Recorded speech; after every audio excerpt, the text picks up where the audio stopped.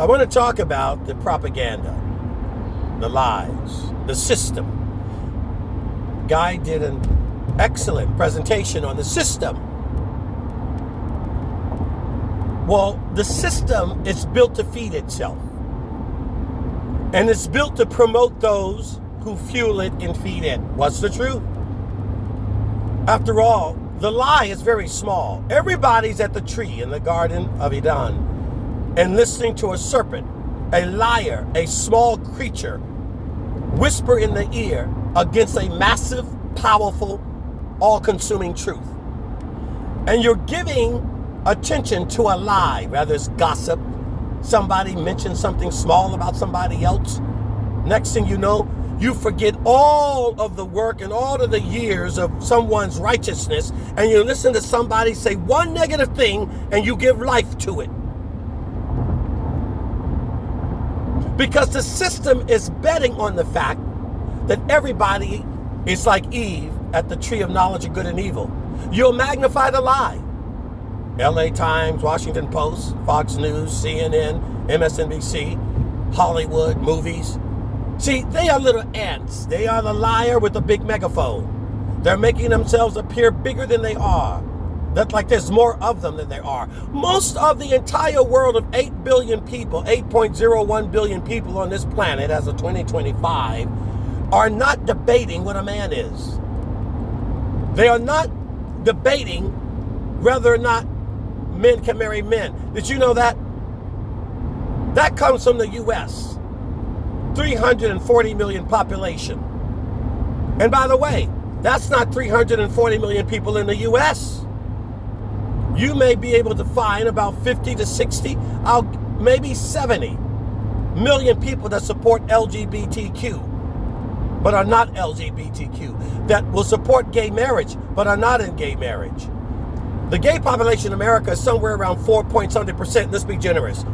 Let's say 5% of 340 million people.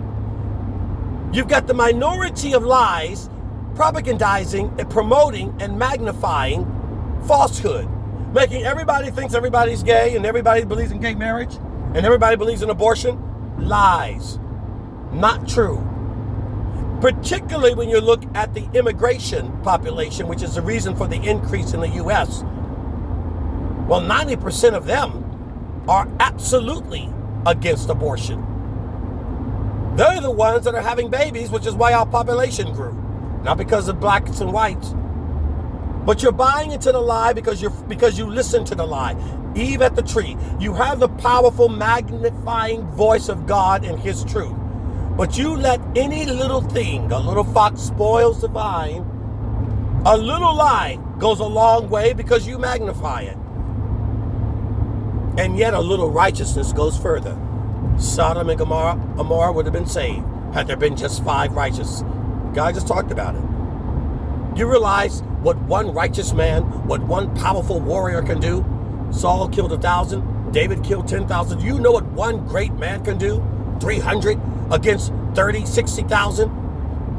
The power of truth is greater, but the power of deception persuades you to believe that you are not greater, that the truth is not greater, that it's less. They talked about Israel, the culture of coffee. Starbucks does not succeed in Israel. When they did open up, it wasn't long after that they closed. Because the culture is people like Fresh Brew. They make their coffee from first making the espresso. They like to sit and talk. The culture is sit and talk and fellowship. And it's not sugar and froth. A good fresh brewed coffee, taking time, sitting down. Nobody's going for it. That's only the U.S. By the way, that's not just Israeli culture. Most of the entire world is antithetical to the culture of Starbucks in the U.S. And why does it work in the U.S.? Because this is the sugar capital of consumption in the world. We don't want the culture. What culture?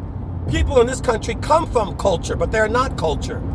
The Italians, the French, the Spaniards, the Cubans, the South Americans, the Venezuelans, they like to sit. The tribal people, in the hills of Afghanistan with their teas and their coffee. They like to sit. The Aborigines, they like to sit. Nobody's trying to put cream and all flavors. They're sitting over a fire, brewing that Turkish Arabic coffee, sitting calmly. So what is the culture? And you think everybody wants to be you? Why are the people that are the anomaly and the exception trying to make everyone else who's actually normal like them? See, lies have to multiply themselves and propagate because they cannot sustain themselves because it's a lie. Which is why straight people, normal people, aren't going around the world trying to convince people to be normal and straight, because that's the baseline. That's just common sense. It's not an ideology. So the lie has to be an ideology because it's combating truth. That's why gossip works. Backbiting, talebearing. People make a living off of conspiracies because those are the lies. You're caught up with the conspiracy. But the truth is, God's in control. I'm not worrying about what they're doing, what he's doing. Why are you gossiping about what somebody did? It's none of your business. That's between them and whoever they did it to. So the reality, when your mind is not on the truth of God, when your mind is more preoccupied and distracted, pressing towards the mark, I set my eye on the mark. I keep my eye on the Lord. You're not distracted by Trump or Obama or politics, Republicans, Democrats, liberals. You're not distracted by people's comments, your clients, your work, whatever. You're not distracted by your wife or your child or your neighbor. And you're not distracted by yourself because you are thinking on the mind of the Lord. Truly the Lord has said. That's all you have to focus on. Truly the Lord has said. Not my will, but your will. Not my thoughts, but your thoughts. And if you're not living that way, if you're not walking that way, you are susceptible to the lie. If you're full of addiction, you are susceptible to the lie.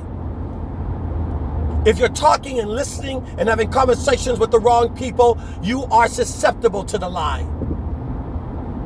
If you're not spending time in the spirit with other people, feeding into your mind and your spirit, iron sharpens iron, but you're not having conversations daily with the people of God, with the men of God. You're not in prayer and conversation. You're isolated, which is why you're not blessed, which is why you don't have a wife, those of you who are looking for one, which is why you're in duress and stress in your mind, because you've thrown God to the sideline.